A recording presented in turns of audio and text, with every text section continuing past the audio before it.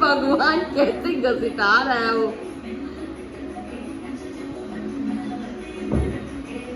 खड़े होना रे बेटा, कैसे गिव अप कर दिया है। वेरी